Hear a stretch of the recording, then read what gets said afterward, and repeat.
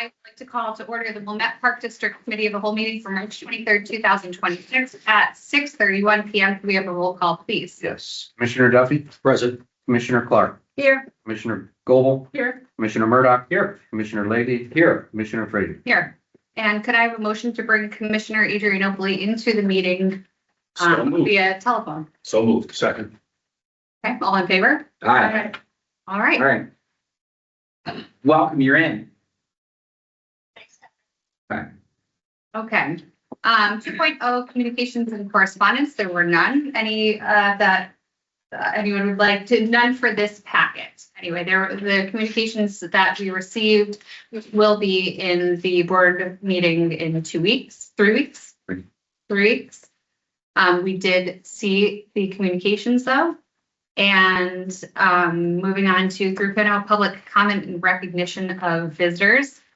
If you plan to address the board tonight, we ask that you please come up to the front of the room. Each speaker will have up to 3 minutes and we'll notify you when you have 1 minute remaining, 30 seconds remaining, and when you are out of time by holding up a sign and giving a verbal clue. Everything said during the meeting is recorded. Please note that the full policy for public comment is printed on page 3 of the meeting packet and explains the procedures the board adheres to in order to maintain a respectful and efficient meeting. With that being said, do we have any public comment? Yeah. Where do I go? Right, there's a monitor. Yeah. Hi guys, I'm Katie Carana. I've been a resident of Wilmette for 8 years and I love everything that you've done, everything that you've done with the lakefront. It's been absolutely fantastic. And I'm here tonight because one of the things that you've done with the lakefront in recent years has been your partnership with Campfire Sauna, and I love Campfire Sauna. I think the experience and the community that comes from it is really, really unique. I'll be honest, when it first came to be, I was like, they're gonna go get sweaty with strangers. Like, what is this? But there's something magical that happens when you get close with other people. And the community that comes from it, the health benefits that I've experienced are just phenomenal. And so I'm just here to advocate for that. And I was actually had a friend with me last week, 2 weeks ago. She's from a surrounding village. She gets in there. She's like, oh my gosh, I'm on vacation. I'm like, what is this? I'm like, oh, you're in a moment. And so I just want to say great work. And I hope everything continues because it's been so wonderful. Thank you. Any other public comment? Yes. Is this where we make the public comment too? Absolutely, where we're comfortable. Okay. You want to come up there? Well, if you want to, sure. Good evening, commissioners. My name is Brett Radowski. My wife Lauren and I are Wilmette residents raising 4 children in the community and are founders of Campfire Sauna and Social. We'd like to express our gratitude to the Park District for the opportunity to start this business. We've had an amazing 6 months at Gilson, and we'd love to share some metrics with you tonight. This past season, more than 78% of our visitors came from within the North Shore towns: Wilmette, Evanston, Winnetka, Kenilworth, Glenview, Glencoe, and beyond. 43% of them returned for another sauna visit without a membership or subscription. A third of that number returned 7 or more times within the last 6 months, speaking to high engagement and retention. We now have over 2,000 active members in our community, both on our email list and social media, representing 51 cities, 15 states, and a lot of happy customers. 32 5-star reviews on Google. One Wilmette resident wrote, "Campfire Sauna and Social fosters conversation, connection, and a sense of belonging that extends beyond the lake itself. It's incredibly common to recognize a familiar face around Wilmette and realize you first met in the sauna." This sentiment reflects exactly what our goal was in starting this business: to expand your bubble and make the community just a little bit smaller. In addition to activating the space in the off-season, we've made a conscious effort to support community events in any way we can. We sponsored Wicked Wilmette, participated in Flow and Glow programming in partnership with the Community Fitness Center, and donated countless auction items to local school fundraising efforts, offered free sauna sessions during the Wilmette Police Department Polar Plunge for Special Olympics, and are looking forward to our 2nd year sponsoring the Wilmette Block Party. We believe that if you want a village, be a villager, and we will continue to invest in this community. Two things that we would like to address: summer location and next season's location.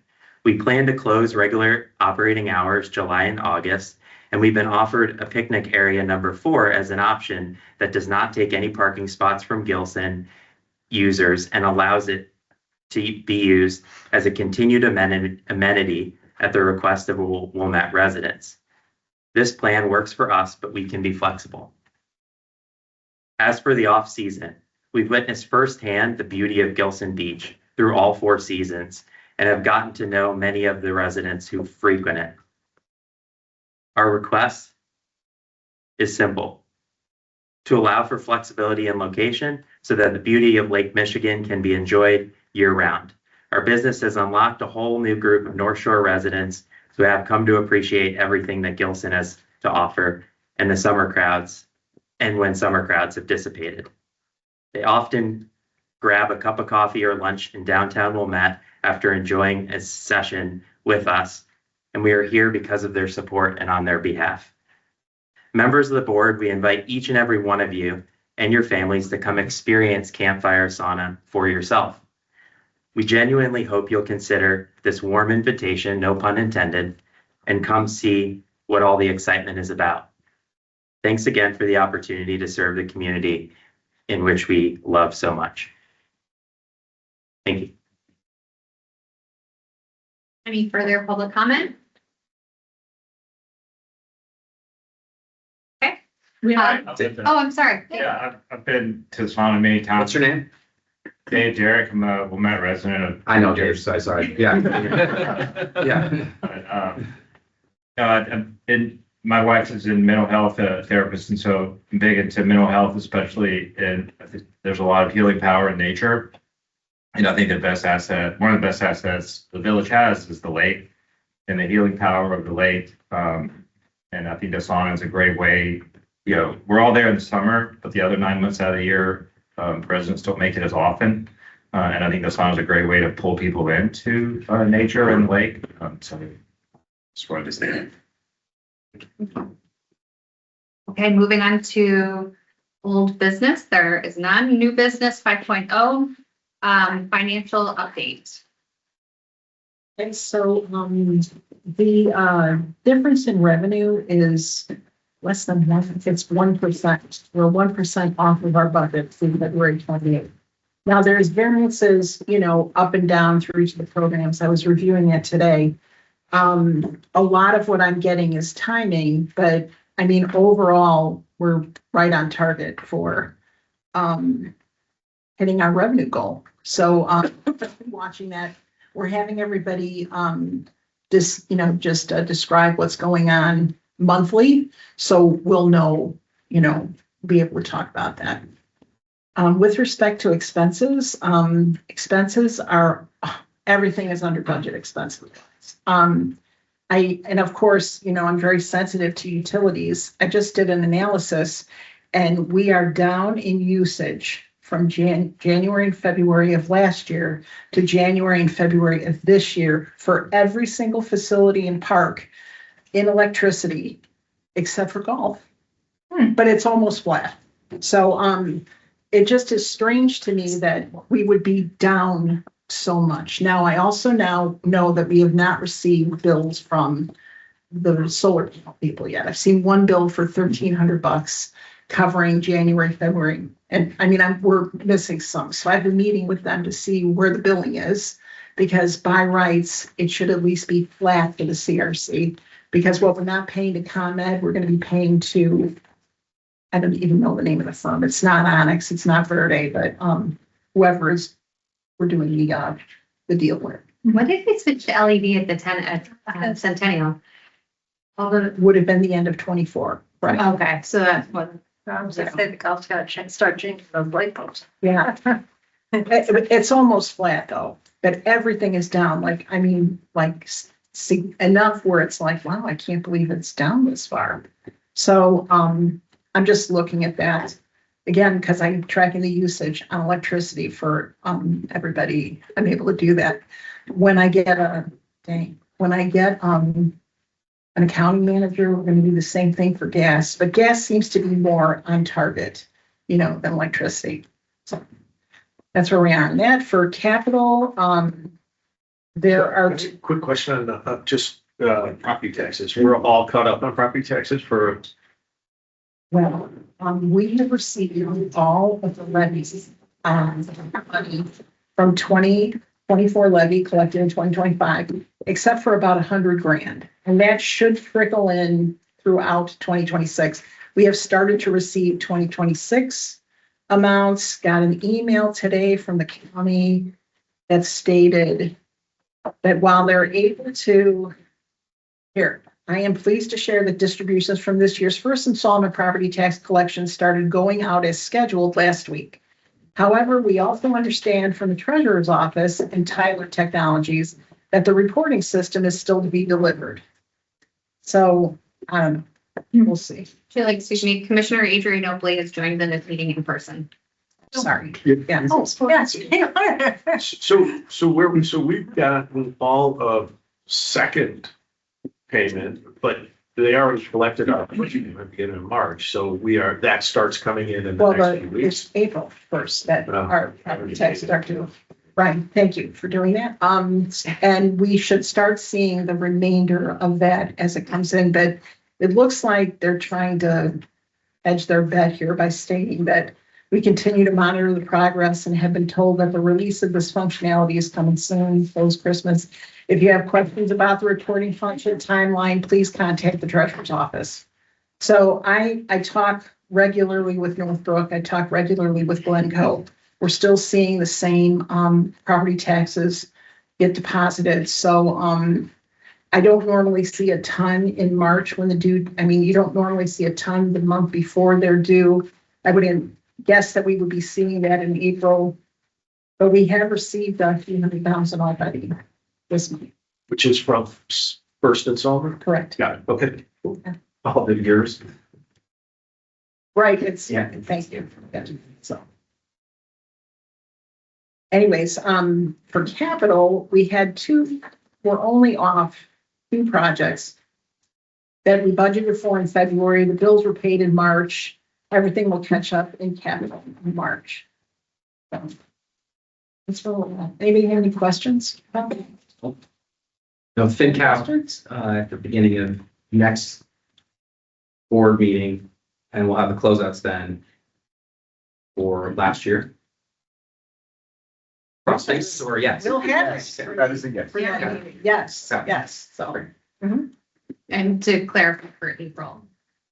right. Yes. April FinCom, right? Sorry. Yeah, so prior to the next board meeting. Okay. Oh, and I've got some good news. At the end of this week, our financials are going to go to the report writer. So we've gone through everything. They seem to have gotten all their questions asked, and I don't know when hopefully I'll see a draft very soon at the beginning of April, and then we'll know whether we'll see the FinCal at the end of. I will have to see when you're going to be seeing the draft. As soon as I review it and I get it back, then you guys will see it right away. Okay. All right? Thank you, Sheila. Sure. 5.2 summer camp update, Doug Bundy. As these guys are getting set up, I'll preface their presentation a little bit by one, introducing them. So Caitlin Picotin is our general manager of recreation for the Blue team. And Caitlin, since she's gotten here, has taken the lead on really looking at a lot of things that she's going to highlight here about our overall campus operation. And Doug is our development analyst, and he's at the center of everything that we do related to pulling data from all of our different sources that we have available to us. And the information that they put together for this presentation also represents everybody else in the recreation side and golf in terms of camps are everywhere. They're throughout all of our divisions. And so some of these big changes that Caitlin's describing don't just affect the area that Caitlin works in, but they affect the entire recreation and golf camp program. Thank you, Dick. Well, welcome to summer camp. Thank you for having me today. This is like really exciting because this is definitely an insight to my world that we don't get to talk about all the time. We don't, we talk a lot about finances and all the important things that we do, but this is my world, so I'm really excited to share it with you and everything that we've changed and everything that we evolved over the last 2 years. So, thank you. And Doug is here today with us too. So like I said, so the purpose for today is providing an overview of the intentional evolution of our summer camps since 2004. So we're highlighting the improvements to the program design, operations, staff support, demonstrating a continued focus on enhancing the overall family experience. What we're going to look into today is comparable community data from 2024 to 2026 and intentional program design, camp and experience improvements, and just strengthening operations and some of the things that we've done to do those things. I will preface this presentation definitely tells a story. So if you guys do have questions, hopefully they'll be answered in future slides. But if you have questions at the end, I'll be happy to talk about those then. So Doug was able to gather a lot of really cool community just data when it comes to who is in our summer camps, who is our community. And this is some interesting data that I definitely want to collect over the next couple of years because it really tells us who's participating in our camps. So as you see here, as to no surprise, a majority of our participants are coming from Wilmette, right? Because people are a part of this community. But as you can see here, we are capturing a lot of enrollments in the surrounding communities.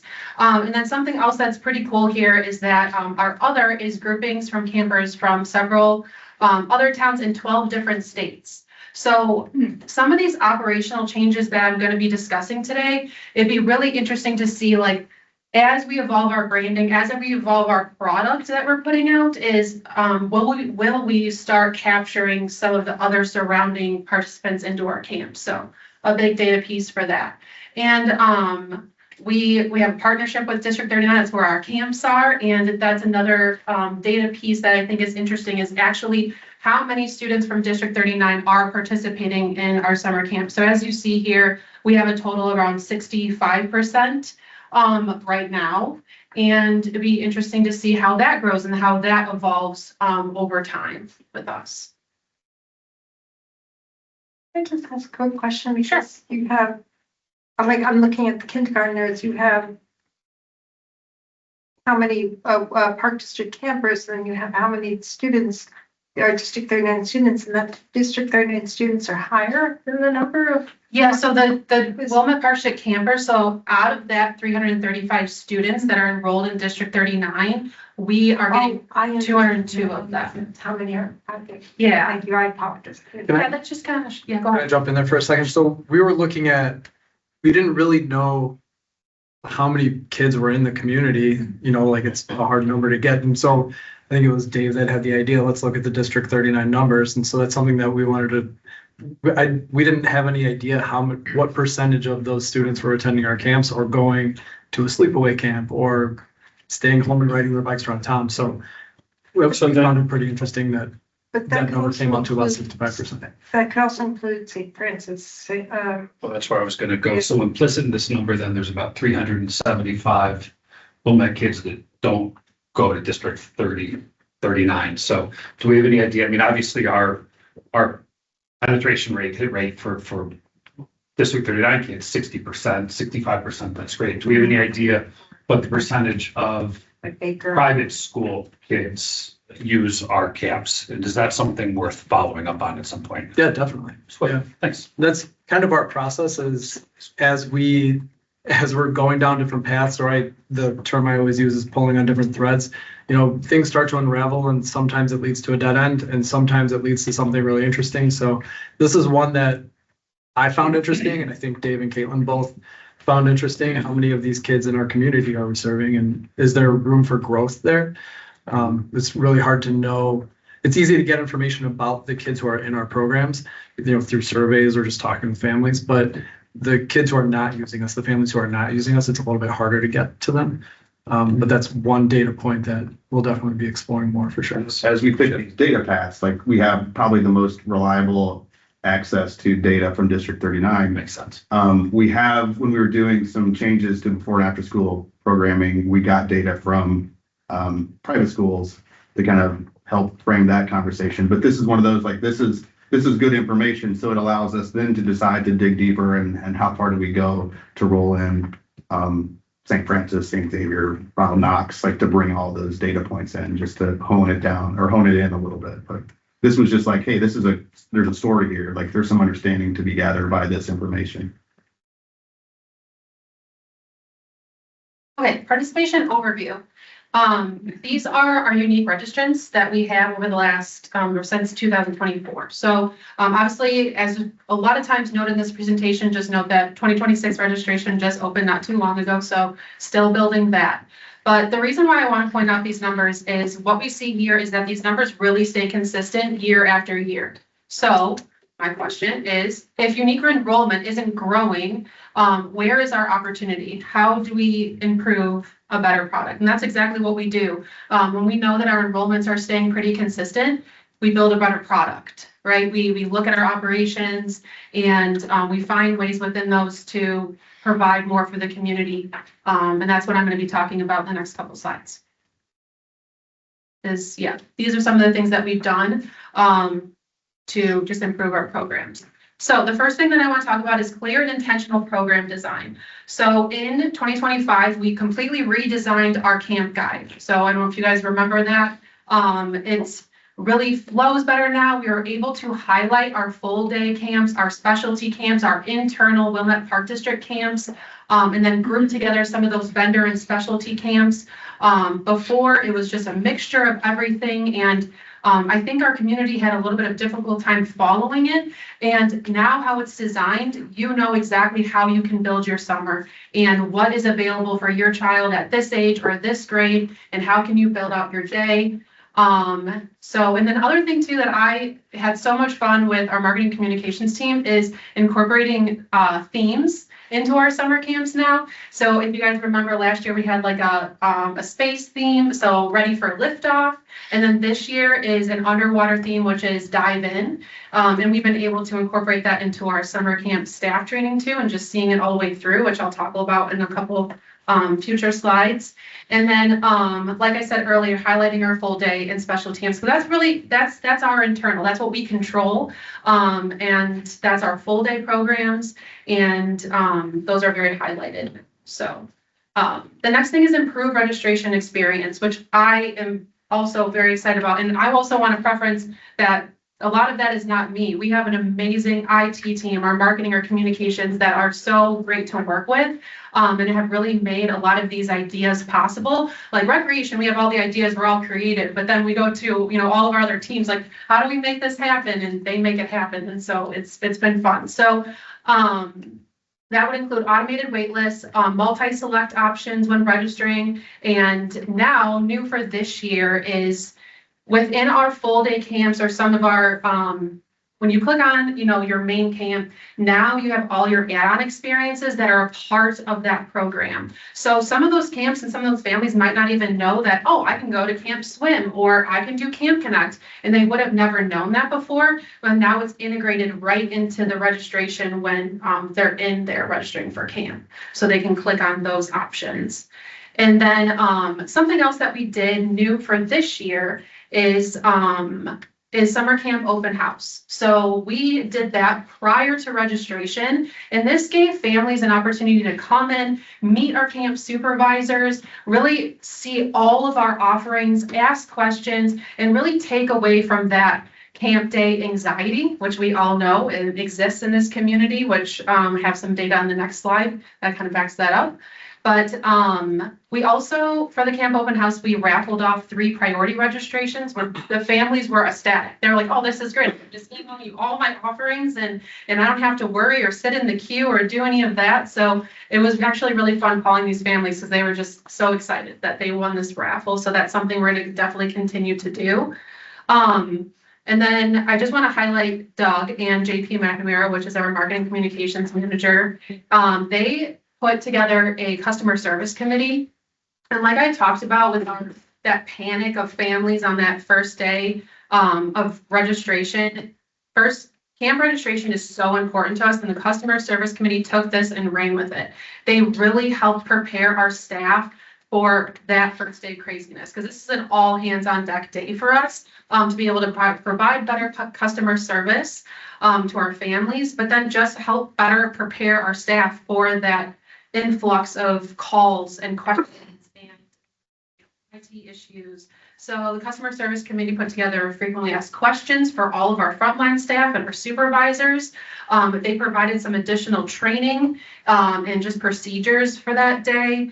And then also camp summary pages, which is great because that allowed me to answer a camp about I might not know that much about, but those summary pages were great, and just overall support. So thank you to the customer service committee. I'm excited about that committee, and they've already done really great things for us. So. And that's a really big deal. I'm so happy you're noting it. It's, having been a camp parent and now, my kids work, with young kids as well. I think it's really important that you've made these changes. It used to be, known but not well understood. Even if your child's on a wait list, they will probably move off it because the wait lists are used to determine programming often. How many more sections do we need? And that was sort of a word of mouth thing, but you've automated it. You've made it much more easy for people to understand. I think that's a whole team-wide effort that has been beneficial. Yes. It's turned it into a total positive. Yeah. Thank you. And this is some data that Doug was able to collect as well. This is why first day of camp resident registration is so important to us, because that's when we're capturing a majority of our enrollments for the summer. So it is very important to our team that we get that day right, that we're serving and we're on top of it. And because this is some really interesting things. The thing that points out to me the most is the 74%. The total of registrations that happen on opening day of camp for resident registration. That's a 3-year average. So just some interesting data for that. I do have a note on that 3-year average. That's accurate. The last 2 years were right around 68%.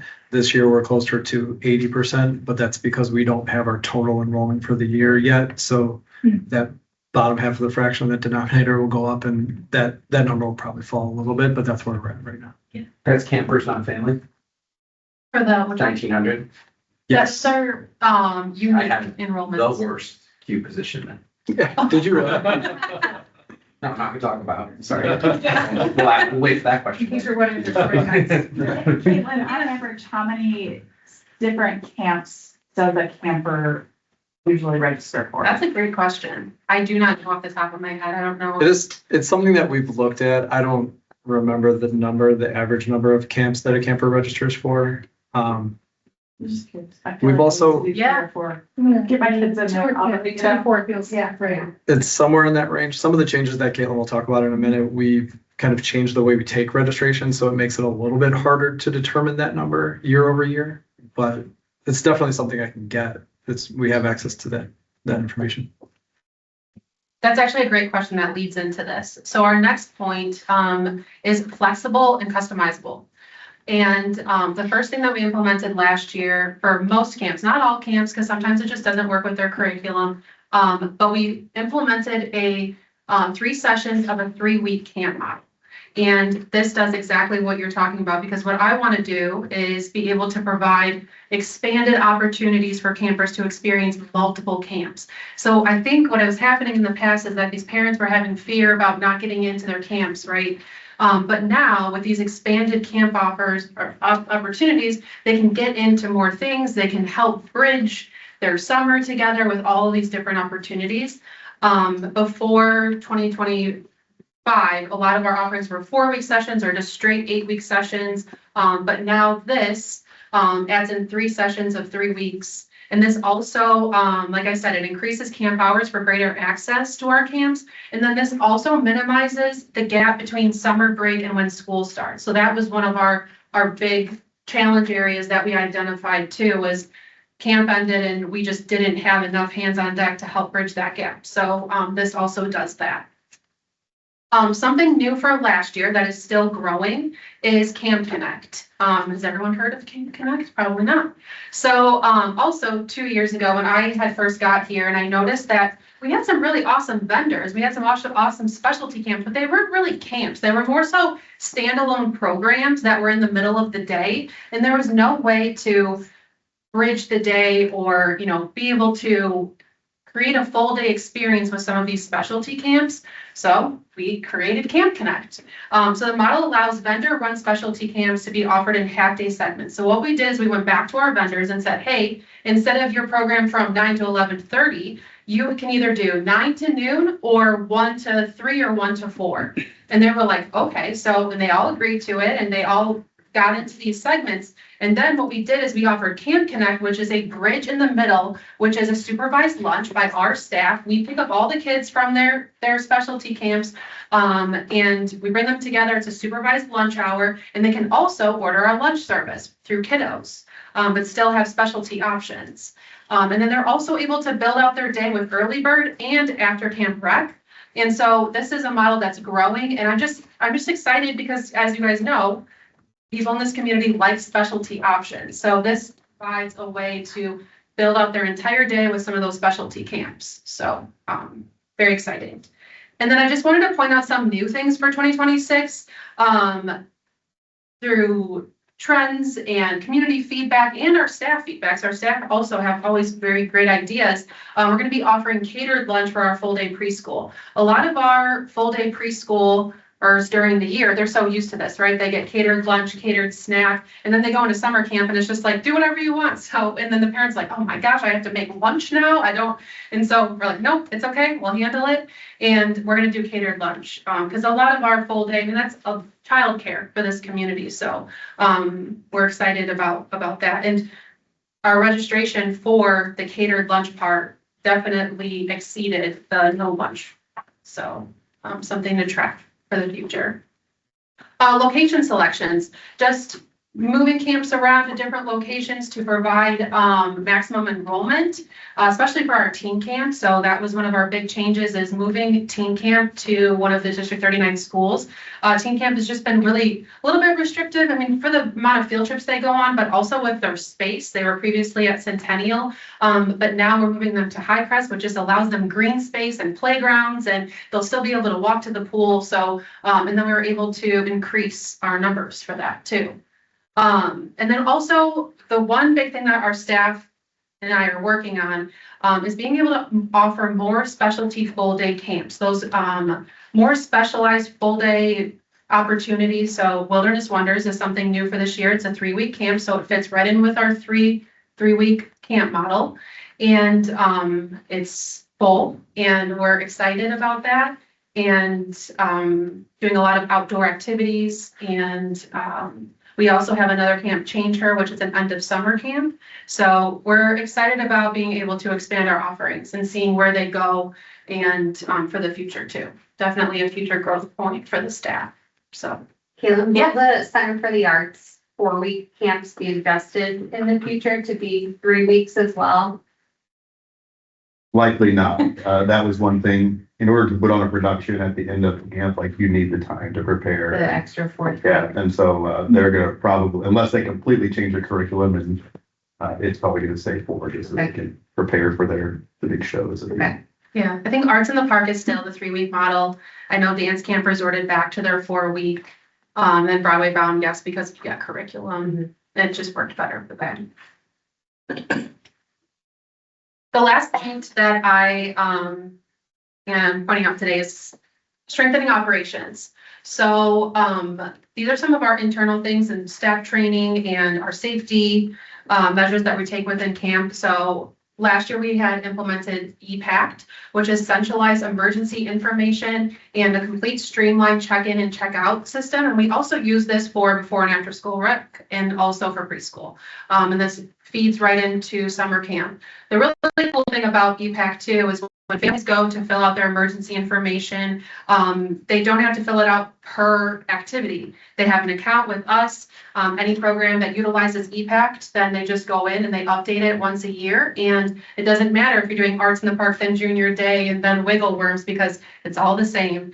And that has been huge for us, where all their emergency information and allergies and pickup and who can pick up, who can drop off, can they walk home, is all in one spot, updated in real time for our staff. And I've really been a fan of it. So, and then last year we implemented Counselor on Call. So this is a pre-identified pool of experienced staff.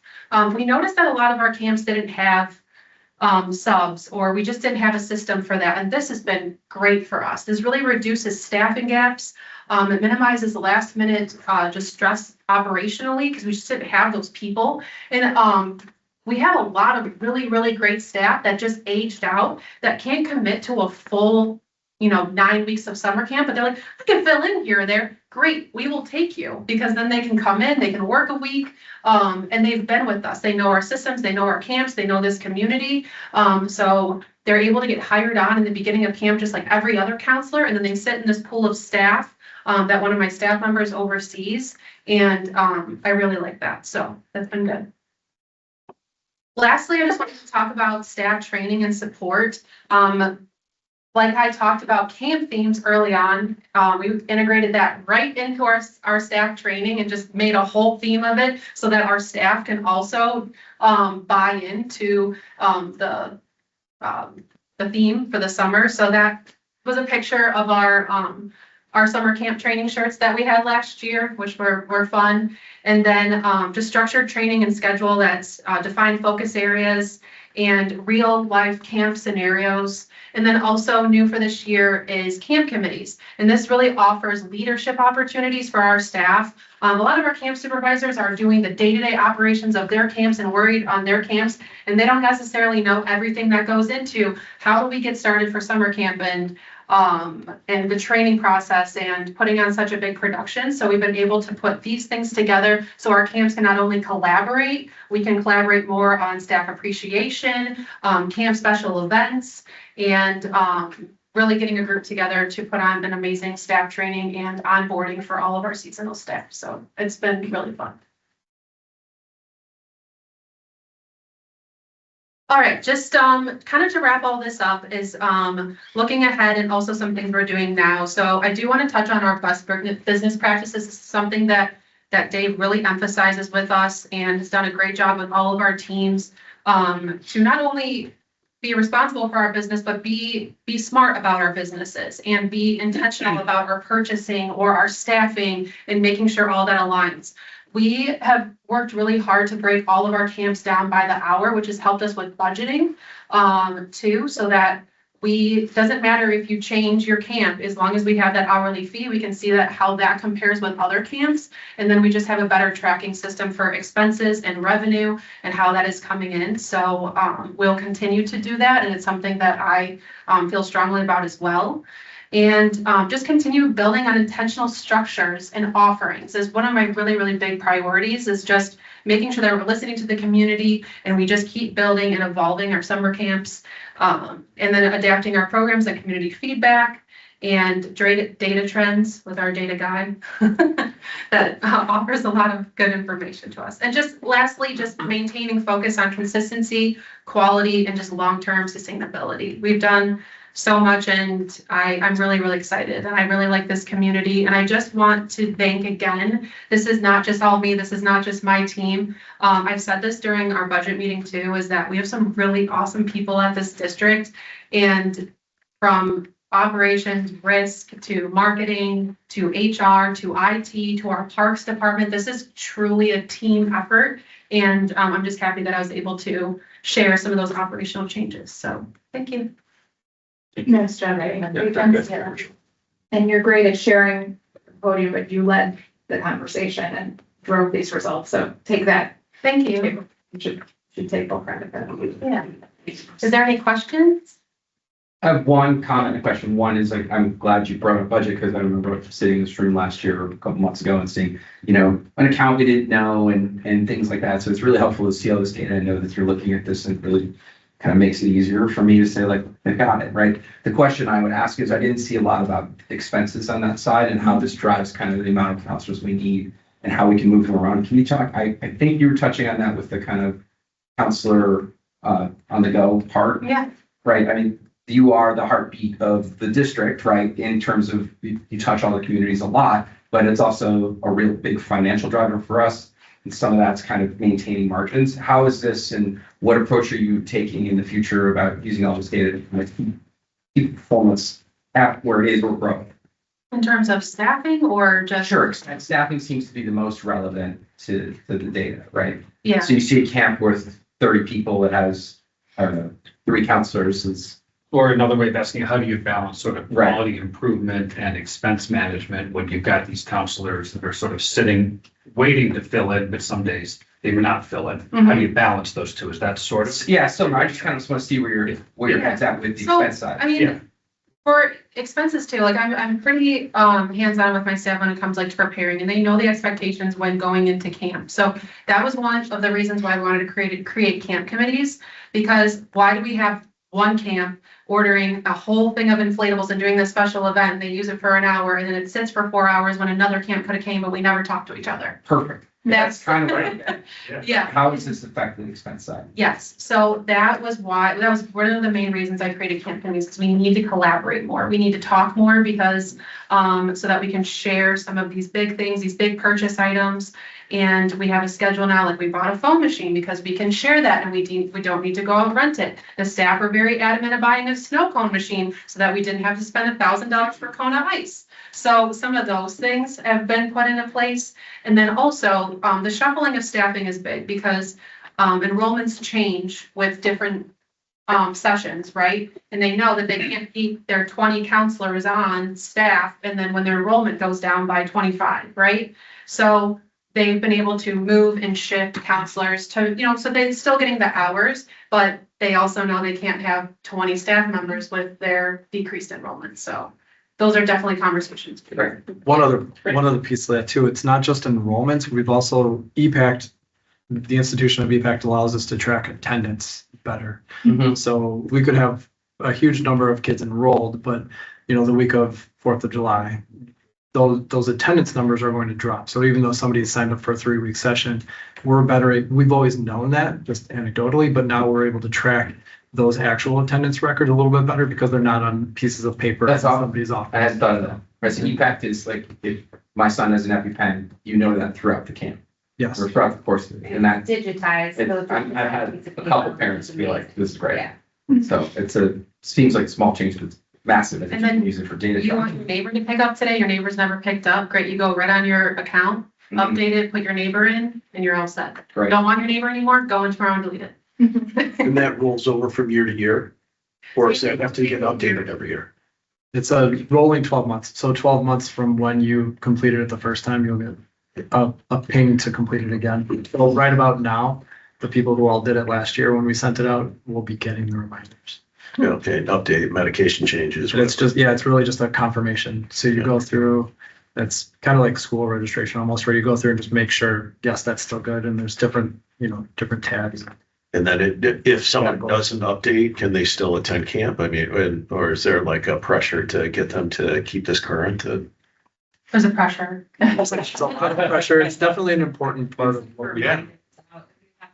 Filled out the paperwork in time, like before school, so you get enough reminders that you. And then, I don't think that. and you're getting calls from the camp supervisor. Because it is so important. Yeah. It was interesting hearing about what is it, the customer service committee? Yeah. Can you talk to us more about that? Is our residents a part of that? Okay. Staff. It's staff only. All right. I'm personally not on the customer service committee. It breaks my heart every day, but it's okay. Part of it. Doug's got it. Sure, yeah. So this came from our comp and strategic plans. It was one of our initiatives. And it's recently formed just in January. So we're still kind of in the kicking off phase. We had a couple meetings. One of our big initiatives was getting our staff ready for the camp registration because we know that's a huge day for us. And now we're working on our last meeting was talking about compiling resources for our frontline staff. So we're creating hubs within our SharePoint system and getting all of our procedure manuals in one place, making sure that those are consistent where they need to be consistent and different for different facilities where they need to be different. To answer your question about community members, no, not yet. It's just staff for now. I don't know where it'll go from here, but there's 8 of us on the committee and we're all like, everybody, our first couple of meetings were just kind of figuring out where to go because everybody from each of our facilities brings their own challenges. So it was really interesting to get the group together and talk about what we needed to talk about before, before we could Yeah, move in any direction. I mean, there are so many things that made me so happy. Caitlin, you're doing an incredible Oh, job. thank you. The thing that I wrote down and that I would love in any way we can communicate this more is that with unique enrollment not growing, we need to improve our quality, because I think something we as commissioners really need to think about in terms of expenses. This is such a huge driver of revenue. If it is, the writing is on the wall. If we are not improving our quality, we are losing people. Like you saw the numbers, our biggest community should be really in that K-4 market. And if those numbers are dropping, that's a huge red flag to us that we should be going out and, in my opinion, forming a committee of residents to learn how we can improve it. It's where money, in my opinion, should be devoted so that we continue to drive the revenue there. And the quality is in it because people have high expectations, as they should, about how they're spending their money, but there are so many options. Right. So I have seen a tremendous improvement and much more positive feedback. And I think our surveys are showing that too. So thankfully, it feels like we're swinging and, just telling people like we want to get better. Even just saying that, it gives people more faith in us that we are trying to improve it. And so that maybe they give us a second chance at that. Yeah, yes, I completely agree. And I think just one of the biggest parts of my job is, so obviously I feel like I'm just kind of in that middle, right? Because but what I really want to do for my staff is do exactly why I got into recreation, which was to create programming. I love creating programming. But our staff can't create better programs if they're bogged down with processes or procedures that are not a way to do something, or having trouble with transferring a call during our registration day, or the frequently asked questions, or how do I get emergency information? And I think we worked so hard, like our general managers group, on how do we provide a better quality, not just for our community, but for the staff, so they can do all the fun things and not have to worry about all of these areas, these touch points that we can improve on as general managers to make their lives not necessarily easier, but allow more time for them to focus on the things that matter. And I feel like that's been my whole driving force since I got here, just listening to the staff. What do you need to have better support, so they can do all the fun things that they get to do? Because that's what it really is. Great. Yeah. Thank Any you other very much. questions? Thank you. Thank you, guys. Thanks.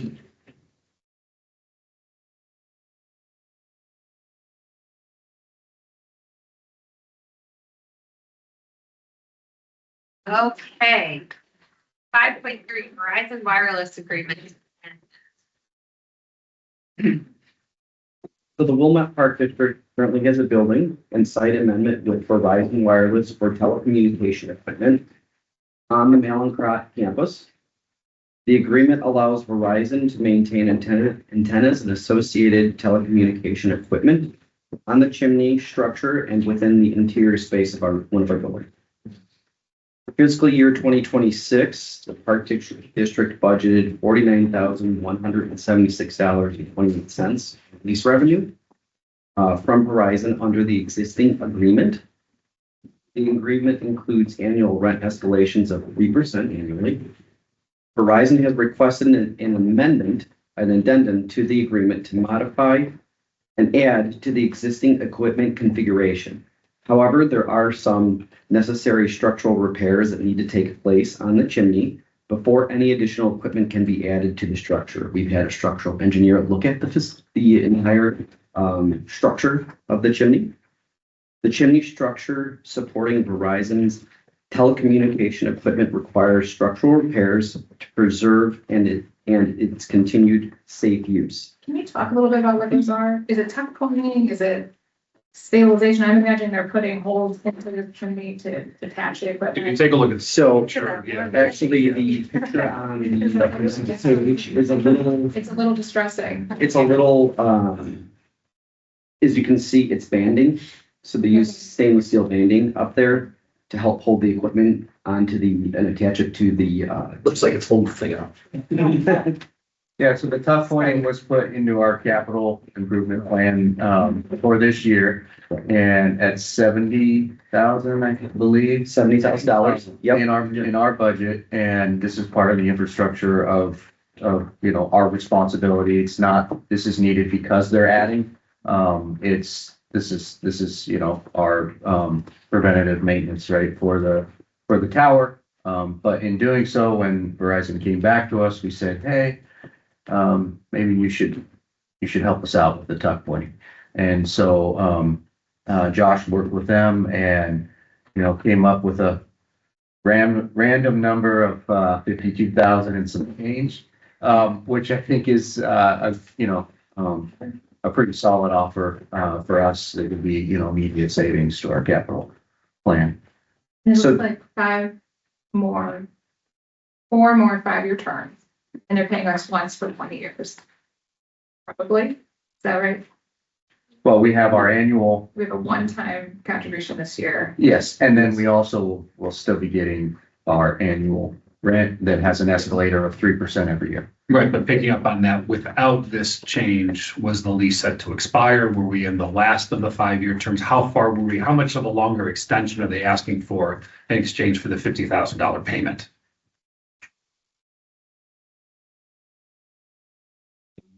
It says there's a 5-year term, and then it continues for 4 additional 5-year terms. Unless there's notice. So how many? This is year 7, since starting in 2019, August 14th, 2019. There it is. But the original agreement, I assume, had some extensions built in. How much longer are we now committed to under the new arrangement with the additional payment? It should be kind of almost like a restart, right? So we're 7 Yeah, I years thought it in, was so it's 7 That's how I years. read it, but I didn't know. It is the intent. So it's really just a restart of kind of the original agreement. So it's effectively an extra 7 years. And with breaks, right? Yeah. With their, Yeah.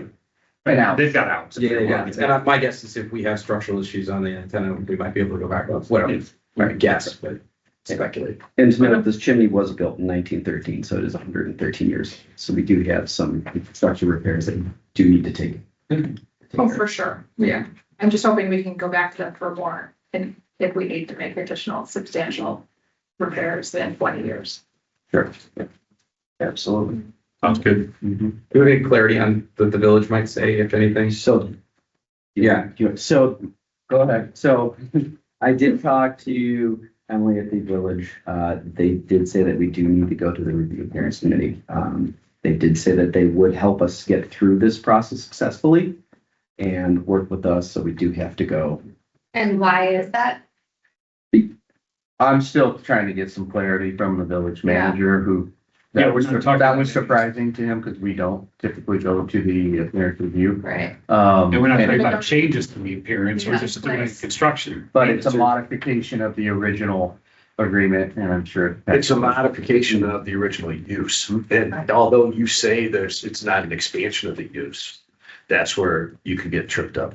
Is it because they're changing their equipment? No, Yeah, they're well- expanding their equipment. Well, Verizon is because it's all 5G. They're doing it in every municipality, and there's very little space in this community for, Right. you know, that type of antenna to work well. So it's a community good, right? That this is providing, and in discussions with the village, you know, they didn't foresee, heard that before.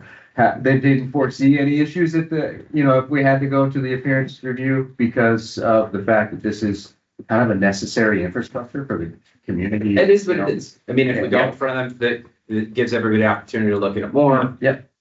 We'll deal with it as it happens, and we'll move on from it. So- But they've been super supportive and saying that they'll work with us on the application and all that to.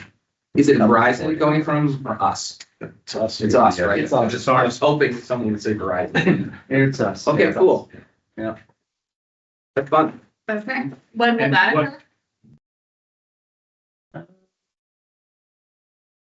Depends on when we're gonna need more information out of Verizon.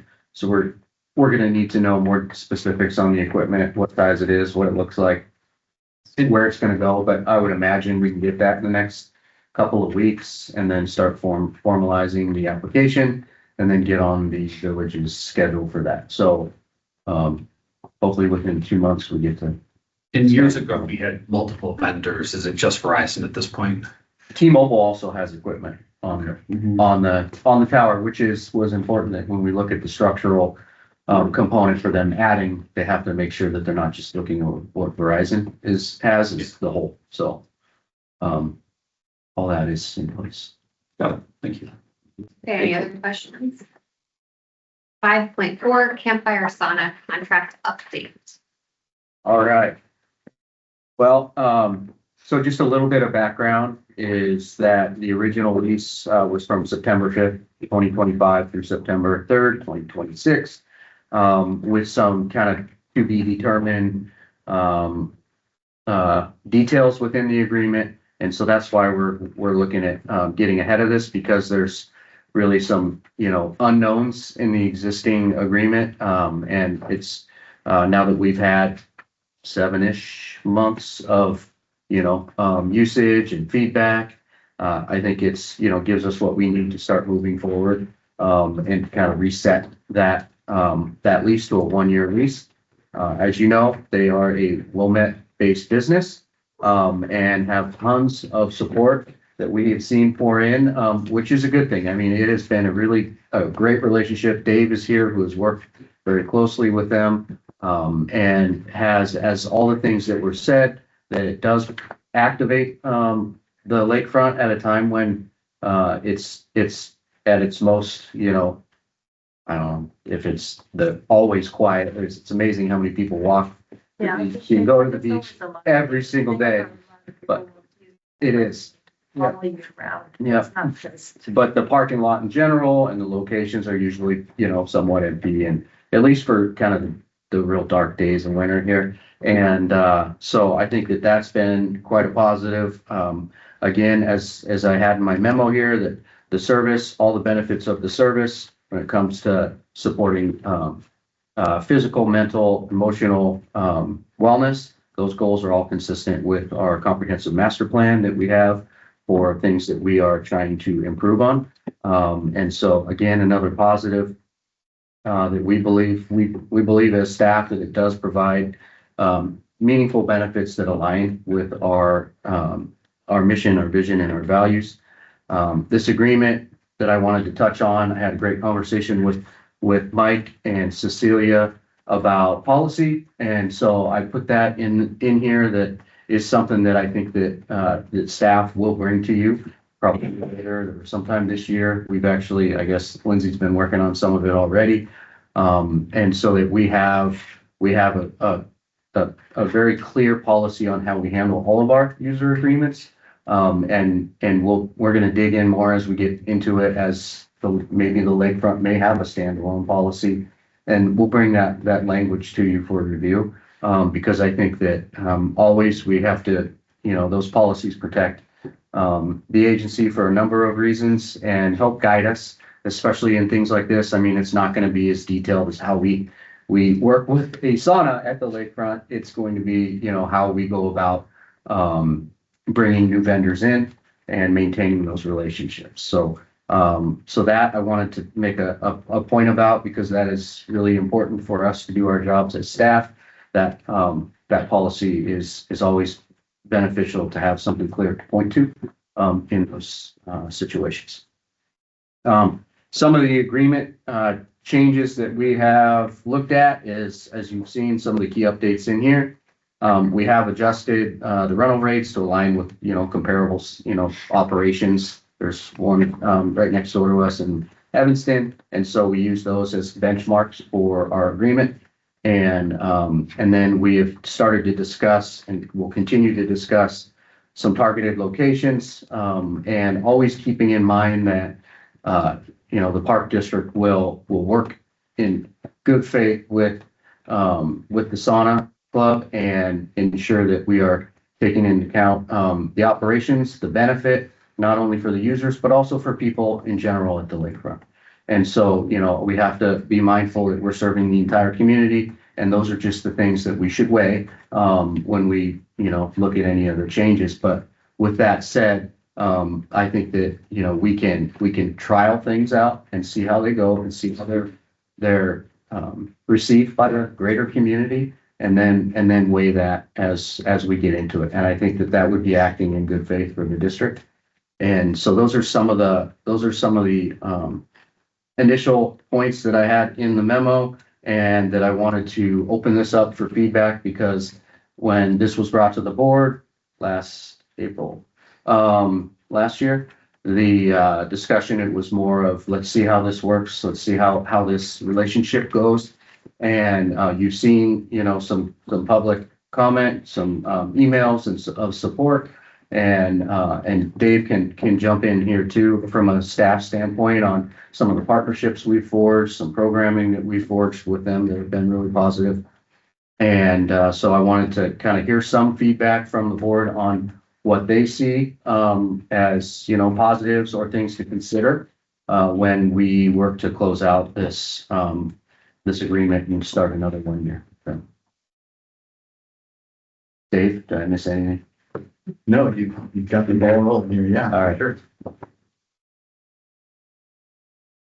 Anyone want to start? I guess the impression I'm getting, and I know I have like mellowed a lot, but the one impression I'm getting is that Mr. Swana wants to go back to Overlook Drive, and I have a lot of problems with that. I mean, I think Overlook Drive tends to you know, there's just a number of cars that park there throughout the winter, and you know, I think I don't have an issue with the parking with the picnic area. I think and I'm not exactly sure where picnic area 4 is, so I don't know. That's just off season. That was just the off season. Picnic area number 4 is just the immediate west of the parking lot, where if you guys remember when You're not the Wallace Bowl. Yeah, prior to the Wallace So the Bowl, one further back off the, to the west of the parking lot. Michigan. Like as you're going up the walkway, yeah, yeah, it's that little area down. That was one of the off-season locations for the summit to be, where it was at the beginning of the season last year, where it kind of sat on display. You kind of say off season, I'm sorry, but they're off-season, so yeah, but you know, it's the months of July and August. right, and that sounds like that at least the impression is that they won't be operating in July and August. Right. Anyway, but the way, what we have experienced in the last few years is that often September and October are just as crowded down there as July and August are. And, you know, that's been some things that we've discussed that about trying to, you know, trying to provide some guidelines on addressing the number of people that are on the beach when you were getting 83 days more in later into the season, where it used to be, you know, with Labor Day, it just got cold, but now we're getting these very warm days and we're getting a lot of people moving. So I guess that's, you know, that's, you really can't say September is off season anymore. So you know, how is that being addressed? And you know, last winter, you know, they Campfire Sauna did park on the parking lot of Overlook Drive, and basically it took up 2 parking spots. So it wasn't just one; it was like 2 spots, and that. We got some emails about that. There are a lot of people that park along Overlook Drive even in the midst of winter. So through that whole process, we wanted to maintain some flexibility in terms of how we work together. Looking back into the fall when the unit was moved down to Overlook, we asked them to stay down there for a little while because they sponsored Wicked Wilmette, and that was a stop on the hayride. It was just kind of part of that experience. So once that happened, then we moved them back to, or they moved back to the main parking lot, which, if you guys recall, Overlook Drive was not part of the original agreement. It was kind of something that we flexed along the way to kind of see how it worked. And they've been very responsive to us if we ask them to move or we address these issues. And the intent of the agreement is to allow that flexibility, to put some parameters in where obviously we maintain, you know, control of the relationship, but if there are excessively warm months at the end of the season after Labor Day, obviously we want to make sure that we position the sauna in a place that's less intrusive to everybody that's going to be coming down there. And if we get some weird cold snap where it starts to get cold earlier, that's the beauty of a mobile unit, is that they can move it around within the parameters that we've kind of set forth to begin with. So nobody here, the Park District and Campfire, is not interested in getting in the way of the experience of any of our park users. They just want to augment the experience, and we know that we have to kind of adjust things as they go. Our agreement from last year was very open-ended because frankly, nobody knew really what to expect or what was going to happen. Our path was pretty well undetermined. Now, after 7 months, we have a clearer direction of kind of how things are going and how it's received and how it operates. But again, nothing is absolute, in terms of how that's going to work. And so that's why some portions of the agreement are specific, and some of it still leaves a little bit of open-endedness for us to kind of work in good faith together to do what's best for the community. And ultimately, that's what we need to decide, is whatever's going on down there is in the best interest of the Park District and the community as a whole. Curiosity question, picnic area number 4, how'd you guys come up with that as a location? So the locations, so any of these locations we vetted through our park staff, or through the Gilson staff, through Meg and her team. I'm not going to sit here and make any recommendations that they don't like, because it's in their backyard, all the time. And so we want to make sure that they're in agreement with that. So that was a place that they offered up as a non-intrusive place. Is that just not a picnic area that gets rented much? The picnic area is actually farther back towards the entrance to the Wallace Bowl, back on the bluff. It's right next to the parking lot. It stayed right there. Yeah, just visible. Yeah. I mean, I can remember going down there and people, fires coming out of that charcoal grill, but I can't visualize exactly where that's placed relative to how this fits. So it's got to be 50 yards, like in the back from the parking lot to that bluff. And if this is untenable day 3, this thing can move somewhere in an instant, right? Mm-hmm. Well, that brings up something that I thought that, correct me if I'm wrong, but last year when you guys came to us and asked for this, you had said that in the summer it wouldn't be there because you might be using it at other events and stuff because of its mobility. But now this year you're asking us to store it. So is it just function of how you guys see the evolution of the use? Yeah, it's the nature of, you don't know. I guess it was the best of our in our conversations, like but it has evolved. The experience and the demand has kind of increased. And when we say like non-functional, if a Wilmette resident wanted to have a picnic and use it during that time, that's why it would be there versus, somewhere else. But we don't have any intentions to run it like we are now. I just thought that, and this is kind of out of our ordinary. I'm discussing with our vendor, but just for the sake of edification for all of us, I mean, the way that this has evolved for you, I'm guessing here from what we've seen, is that there's really no functions that you're driving into right now. This is really kind of where it's going to be for the remainder of this lease term and the next lease that we're discussing today. This is kind of how you've seen it work. It stays here. We're not getting calls saying, hey, could you bring it to 4020 Pine Street for a party? We are, but we're choosing most of the time not to do it. So we're getting requests. We're operating Saturday and Sunday, and it has been the 2 of us for the majority of the year. Mm-hmm. So that's just not, we don't have the bandwidth to do offsite for the most part. All right. So I understood now why we're talking about storing it for the summer months on site, when last year, when it was proposed, we weren't really talking about that. Yeah. Okay, thank you very much for that clarification. Yeah. I did have a resident ask me, if it's going to be at Gilson. It was Walter. Everybody knows Walter. Yeah. We'll just say it was Walter. Walter Keats. He's a frequenter. He's not here. He's traveling for a month, living the dream. He made the comment that if it's going to spend time at Gilson, if there's ever an opportunity to have it go to West or Thornwood or any of these other parks that have, and obviously it's a business, we can't make you do it.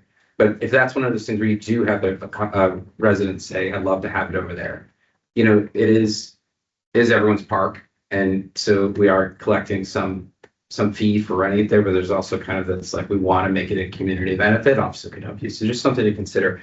The other thought I had is, and Cecilia, I appreciate the point because I'm there a lot too, that the lakefront's busy year round.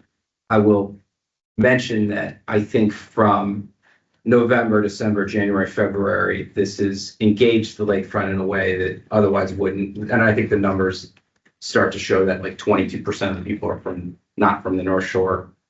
So that to me is good because and I have seen instances with the dogs or wherever where I was there this weekend where the Easter egg hunt was going at the same time and it didn't feel like it was that much of an impact in its current location. I think on Overlook, it's an interesting puzzle, and I think staff's doing a really great job trying to figure out how to make it so that you do have our handful to a number of people that will park and look, but also open up the opportunity to the lakefront, to the people of the area during that period of time, especially November, December, January, February. I really appreciate that September, October is, and really starting now, March through May is questionable, and it's great to hear that staff can move this thing or ask them to move it, or we can be done in a moment's notice to a different spot. I do have some hesitation about the June, July, August section of time, but I'm really grateful to hear that you guys are going to take a break and perhaps leave it up in the place to not have it be as in the lakefront as possible, because we need all the space we can get down there. But this does bring up a broader concern about the policy gaps we have in some of these things. So, I mean, I think it sounds like really strong support from us. I mean, I know we haven't spoken, but like for me, I would love to see this policy. I would encourage it to be lakefront because lakefront is different. But this is kind of another reason that something like accreditation where we could fulfill all these policy gaps is really important. So that's where I come in. I've gone, I think I'm halfway through my last 10 pack. And it's another thing I do at the lakefront, and I'm at the lakefront all the time. I really enjoy it. I think it's brought a lot to the community, and but at the same time, I do appreciate the challenges, and I think you guys are doing a great job trying to figure it out. One suggestion I have is where also whether there's that very much south east corner, it can flood, especially in the spring. I'm not sure. All that I never paid attention to the big Gary numbers, but as you kind of make the curve from Harbor to Overlook, yes, there is a picnic area, and it can flood in the spring, but that's kind of that doesn't tend to be used very much. It's kind of out of the area, and yeah, you're still getting sort of I don't know if the dunes are getting a little bit higher, so I'm not sure how much but you are getting sort of this more of a natural look there. So I don't know if that's something to consider as a location. The good news is you're still going to be going to the lakefront, and you're going to be able to weigh in as you see this every day. So as far as the policy is concerned, I would suggest that you guys address what vendor contracts that we have to go out to bid and which don't. This would, in my mind, may have been something that needed to go out to bid, but I also understand that we're in kind of a trial period. So I think it'd be important to kind of define. I know before we moved Fat Chalet and that went out to bid. And then the other concern I have about the lakefront, and I'm certain it's been voiced by others, is we don't allow third-party vendors to operate activities in Gilson, whereas we may, in different ways, allow third parties to operate in other parks. We don't allow someone to run a weightlifting class or an exercise class in Gilson Park or out on the beach unless it's our class. Like, you've got morning, yoga down on the beach. So I think it'd be interesting to define that a little better as you guys go to policy, what needs to go out to bid and what doesn't go out to bid. Related to this lease agreement, I tend to fall with Cecilia about Overlook Drive being kind of a unique area. You know, we got so much pushback when we put the fence up to control activity down there, or influence activity, I should say, not control, influence activity, about people saying we could no longer see the water, be it parking. And if there's only a few spots now where someone could stay in their car because they can't get out of their car, or choose not to because it's a challenge, and still sit and see the lake, that we don't interfere with that, because although we are servicing a uniquely small number of residents that use the sauna, it is an even smaller number, but still number of residents that have some issues with seeing the lake from a car, or being able to just stand up next to their car and see the lake. I mean, we got some of that feedback, and I understand it was argumentative feedback, but still it brought to our minds that point. So I would suggest that as you work through this, that as part of the lease agreement, you create a diagram of where specifically they are allowed to park in situation A, situation B, whatever it may be. So there's no ambiguity down the road as to what our agreement is with them. And I'll add to that, that when the renovations to the Lakeview Center were being discussed and brought up there, that was a big argument, is that that the renovations to the space would allow larger parties, and that would remove all the parking along Overlook Drive. And that was a big issue. And I guess that's I feel like it kind of feeds in. So now we're allowing other parties to come in and park along Overdrive. It's kind of feeds into that criticism that people were making, and because it's cutting down the number of available spots. I do see a lot of people during the middle of winter who will come up and park along Overlook Drive, along the area that is open to the lake.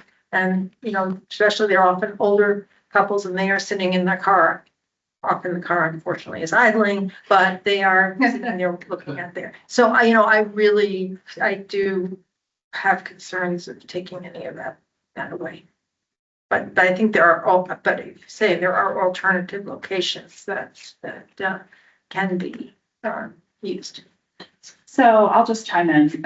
First, thank you. I love local entrepreneurs. You guys have clearly demonstrated that not only are you running a new business, but you're also giving back to the community and being creative. And so thank you for working with us as we work through this. I mean, clearly there needs to be a policy. I think we're all in support of the staff bringing a policy to us so that we can think about this not through the lens of you as a business, but through how we handle, potential vendor relationships moving forward. I would love to see fire pits or igloos or, lots of uses on our wonderful beachfront that extend the life and usage of the beach and reach more individuals. So it sounds like it's the right time to think through a policy, and we'll look forward to the staff bringing that forward.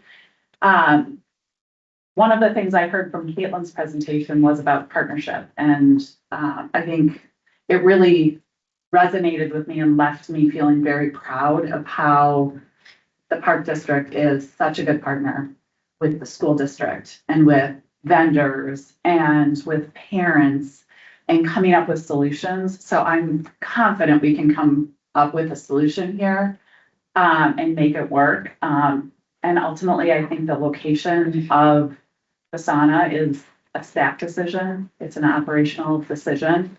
You hear from residents as much as we do. So I appreciate that you're allowing us to weigh in on this. And align with, I think, what Patrick was saying earlier, to the extent that we can extend the life and usage of our beach and our parks. I think we should you know, continue to be a good partner and work to figure out a solution that will work. Well said. Any other comments? I think it's been said. So I just thought of one thing, liability, what's it, how is our liability addressed? So there may be people that want to do a sauna and then a cold plunge, and I mean, is that something that we need to be concerned about, or how is that? Well, from a liability and insurance standpoint, where we have tons of protection within the contract for pretty much everything, right? There's vandalism by park users or anything like that too. And we talked about, they have a disclaimer about the cold plunge. We, the lake, we don't control the lake because it's not guarded. And so I would always be concerned when people are in the water, especially when there's no guard. But there are people who swim in the lake almost year round, right? And so those are experienced swimmers. And I think that, we've talked through that with Brett and Lauren, and they have a disclaimer, that they give out. And so it's, again, it's kind of up to the individual, the way I understand it, as it always is, when we have an unguarded beach, and that people need to, use caution when in the water, more so when it's cold. I'm not sure it matters if somebody's walking down the lake and jumps in, or somebody walks out the sun and jumps in. It's the same thing. It's the same thing. It's, I just want to underline is that, that there has been a policy for that, people do not go into the water, and that the park district's views, people don't, you can't totally control them, but part of kind of like being concerned with the sauna is that you get really hot, then you plunge into the cold, and I don't want that to be encouraged because that is, very much hypocritical of why we even put the controlled access to that portion of the lake, was because people were going in and they weren't supposed to be swimming. And so I guess I just want to, just a disclaimer is fine, but just say I don't want to encourage it. We just prefer active discouragement from going into the water. I'd love to be absolved of the liability, but and saying. And you definitely, you can. There are windsurfers out there in the middle of winter. You see the big parachutes. So we can't totally control. So is this something we could take back to Andrew to have him advise us on? Yeah. Okay. Absolutely. Any other comments? Yeah, that's a good call. Okay, I believe I can call for a motion to adjourn. No? Yeah, you're good. Yes. Sorry. Okay. moved. Second. Second, all in favor? All right. Adjourn.